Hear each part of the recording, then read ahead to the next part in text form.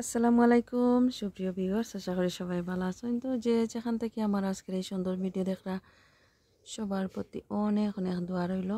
আর নতুন একটা gardening blog নিয়ে এলাম, আশা করি সবার ভালো লাগবে যারা গার্ডেনিং ব্লগ ভালো পান।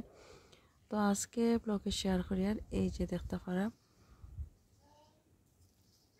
দেখতে পারা কিতার গাছ সিসিন্দা।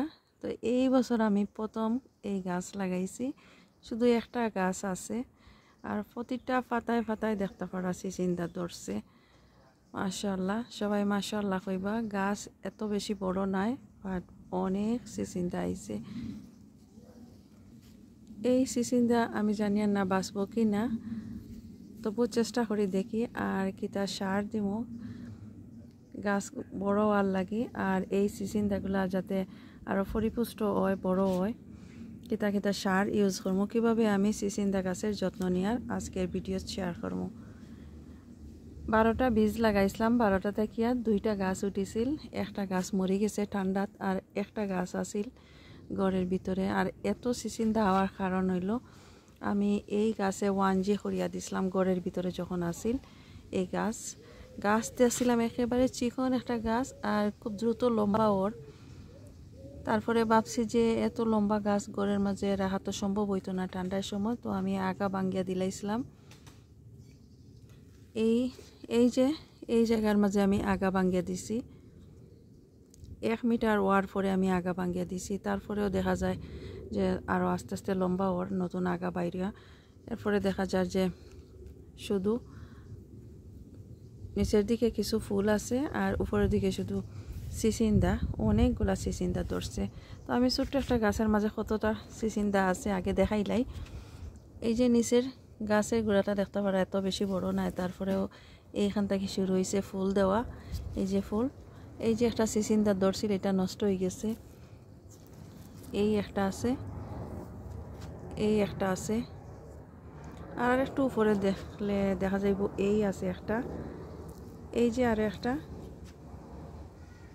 আর একটু উপরে গেলে দেখা যাইব এইখানে একটা, এই যে এখন নতুন করে বাইরের আরো একটা, আর একটু উপরে গেলে দেখা যায় এইখানে একটা আছে, এই যে আরো একটা দেখতে পারা। এগুলা সিসিন্দা। আর উপরে আরো হয়তো শুরু হইব, এই যে আর একটা আওয়াজ শুরু হয়েছে। তো যাই হোক, সবগুলা হয়তো বাঁচত নাই, বাট যতগুলা বাঁচে তাতেই আমি অনেক খুশি। যদি 2-3টা বাঁচিও যায়, কারণ অনেক ছোট একটা গাছ। তো এই সিসিন্দাগুলো যাতে একটু পরিপুষ্ট হয়, বড় হয়, কি তা সার দিয়ে কীভাবে যত্ন করি আর আজকের ভিডিও শেয়ার করবো। দেখতে থাকো, আশা করি ভালো লাগবো। ভালো লাগলে লাইক, শেয়ার এন্ড কমেন্ট করবা। যারা অলরেডি সাবস্ক্রাইব করছেন থ্যাংক ইউ সো মাচ, আর নতুন যারা আছেন সাবস্ক্রাইব করি আমার চ্যানেলের পাশে থাকবা। প্রথমে আমি যে কাজটা করি আর গাছের গোড়াটা পরিষ্কার করে নিয়ে এই যে এগুলা আলুর বাকল, আলুর সিল্কা যে পালাইছি আর কিছু এগশেল, এগুলা ভাঙ্গিয়া দিতাম আসলাম, তো দিছি না, শুকাই গেছে, এখন ভাঙ্গিয়া দিমু।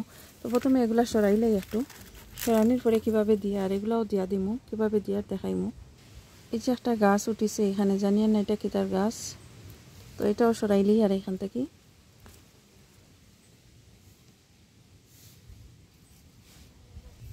একটু মাটি কুড়িয়ে নিয়ার, চারিদিকের মাটি একটু কুড়িয়ে নিয়ার।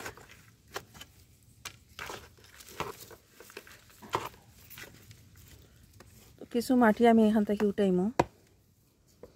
নিচের দিকে আলুর বাকলগুলো আমি নিচের দিকে দিয়া দিছিলাম যাতে ফসিয়া সার হয়, এখনো ফসিছে না।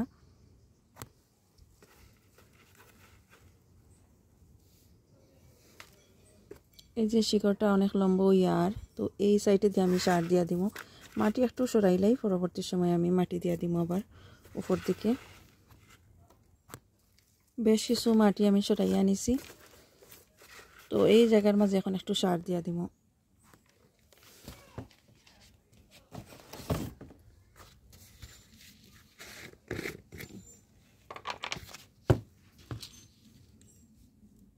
প্রথমে দিয়ার আমি ফিশ, ব্লাড অ্যান্ড বোন, এই যে এরকম করি সব দিক দিয়ে দিয়ার, একেবারে গুড়ির মাঝে আমি দিয়ার না, একটু সরাইয়া দিয়ার যাতে শিকড় এইদিকে আয়, যে সময় এগুলা খাবারগুলো টানিয়ে নিব।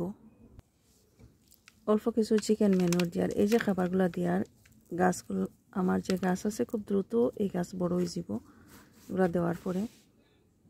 এখন আমি কলার বাকল যে এই কলার বাকল দিয়া দিব। কলার বাকল খুবই ইম্পর্টেন্ট গাছের লাগি, খুবই হেলদি হয় গাছ। এগুলা কাটিয়ে এইভাবে দিব। চাইলে একটু ফসাইয়াও দেওয়া যায় গুড়ির দিকে, তো ফসাইলও আছে অন্যান্য গাছের গুঁড়ার মাঝে দিয়ার। তো আমি মনে করলাম এগুলা ফ্রেশ আছে, ফ্রেশগুলোও দিয়া দিই, কোনো অসুবিধা নাই।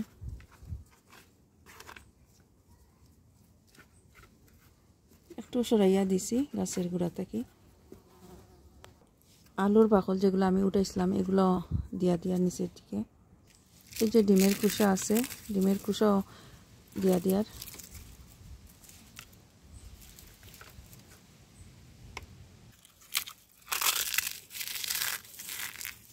যদি পাউডার করা থাকে তাহলে তো আরও বালা, এগুলো পাউডার করিয়া রাখছি না, এমনিতেই আমি সবসময় ভাঙ্গিয়েও দিলাই কোনো অসুবিধা হয় না। এখন আমি কিছু কম্পোস্ট দিয়ার, মাল্টিপারপাস কম্পোস্ট।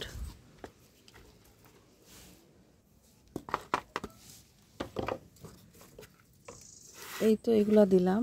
আর এখন যে মাটিগুলো উপর দিক থেকে তুলছিলাম এই মাটিগুলো আবার আনিয়ে দিয়ার।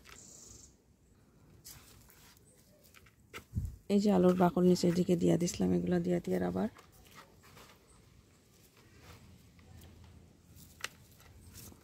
তো সব দিকে দিয়া দিলাম। দেওয়ার পরে আমি যে জিনিসটা সবসময়ই করি, এই যে একটা পুরাতন বাকেটের মাঝে দেখতে পারা কিছু পানি আছে, এই পানির মাঝে হইল মাছ ধোয়া পানি। মাছ আমরা যে খাই, ফিশ ব্লাড, যেগুলা ফিশ ব্লাড। এখানে চাল ধোয়া পানি, আমরা ভাত খাই যে রান্না করার সময় যে চাল দই, এগুলা ধোয়ার পানি এখানে মাঝে মিক্স করা আছে। দইটা আমি মিক্স করে রাখছি। তো এই পানিগুলো সাধারণত আমি গাছের গুঁড়ার মাঝে সবসময় দিই। ফিশ ব্লাড অ্যান্ড বোন পাউডার অলরেডি যেগুলো সপতাই বাই করে আনছিলাম এগুলো অলরেডি দিয়া দিছি। আর এখন দিয়ার ঘরে তৈরি করা বলতে মাছ ধোয়া পানি আর ফিশের নাড়ি বড়ি যা আছে এগুলো আমি রাখছিলাম যাতে গাছের গুঁড়ার মাঝে দিতাম পারি। তো মাঝে মাঝে আমি মাছ রান্না করি, তো ওগুলোর পানি জমাইয়া রাখি, ফালাই না। তো এইভাবে আমি দিয়া দিমু সকালি সময় অথবা বিকালি সময় গাছের গুঁড়ার মাঝে দিলে খুবই ভালো পানি দিয়া দিলে। আর দুপুর টাইমে না দেওয়াটাও ভালো, কারণ এই সময়তে সূর্যের আলো খুবই থাকে, প্রখর থাকে। এই সময়টাতে না দেওয়াও ভালো, গাছের গুঁড়া নষ্ট হয়ে যেতে পারে, গাছ মরে যেতে পারে। খুব সকালি সময় গাছের গুঁড়ার মাঝে পানি দিলে গাছ হেলদি হয়। আবার সন্ধ্যার সময় বিকালি সময় দিলে ভালো হয়।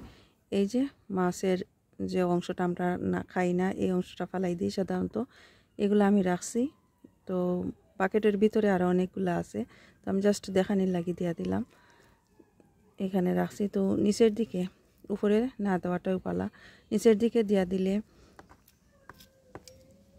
তো স্ক্রুল অথবা কোনো পোকামাকড় আক্রমণ করতো না।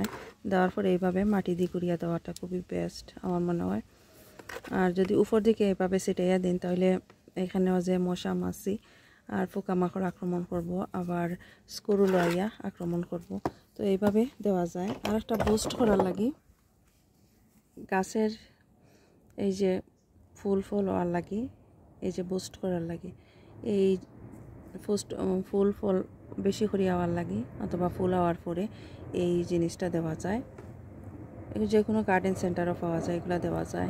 তো কীভাবে দেওয়া যায় এখানের মাঝে ইনস্ট্রাকশন সব কিছু দেওয়া আছে, তো এগুলোও দেওয়া যায়। আমি এখন দিয়া না, এখন ফিশ ব্লাড অ্যান্ড বোন পাউডার দিছি এবং পানি দিয়া দিছি, ফিশের পানি, মাছ ধোয়া পানি, চাল ধোয়া পানি দিয়া দিছি। এখন আর এগুলা দিতাম না, তো আরও 2-1 দিন পরে দিয়া দিব। আর এখন যে কাজটা করি, আর গাছের গুঁড়ার মাঝে যে অতিরিক্ত পাতা আছে এগুলা নষ্ট হয়ে যায়, এই পাতাগুলো আমি কাটিয়া ফালাই। আর নিচের দিকের পাতা এগুলা ফালাইলে গাছ দ্রুত বড় হইব।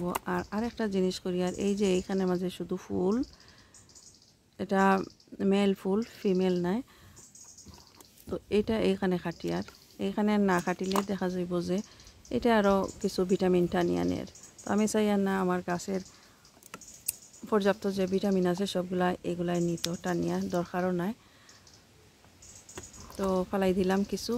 আর উপর দিকে আরও দেখাই আর এইখানের মাঝে এই ডালটাও কাটিয়ে ফেলাই আর এটার মাঝে শুধু পুরুষ ফুল আর ফিমেল ফুল আইলে বোঝা যায়। প্রথম থেকে গাছের দেখতে পারাই যে এইখান থেকে শুরু হয় ফিমেল ফুল, আর এটা হলো ফিমেল, এই যে দেখতে পারা এটা হলো ফিমেল ফুল। আর এখানের মাঝে আছে এখানে সিসিন্দা ধরছে। তো যে সিসিন্দা ধরে যে জায়গা থেকে প্রথম থেকেও শুরু হয়ে যায়। আর এভাবে লতের মতো দিয়া যে ফুলগুলা হয় এগুলা সিসিন্দা ধরে না। তো কাটিয়ে ফেলাইলাম বেশ কিছু, উপর দিকেও আছে কিছু কিছু, এভাবে কাটিয়ে ফেলাইমো। তো দেখতে পারলা কিভাবে আমি যত্ন নিলাম। আর এই যে পানি দিয়া দিছি, পানিগুলা শুকাইতে শুকাইতে একটু সময় লাগবো। পুরাপুরি শুকানোর পরে আবার আমি দিয়া দেবো নতুন করে পানি। পিচা পিচা যদি মাটি থাকে তাহলে আর কোনো পানি দিতাম না, কারণ গাছ এত বেশি বড় নাই, দ্রুত এই পানিগুলো টানিয়ে নিত নাই।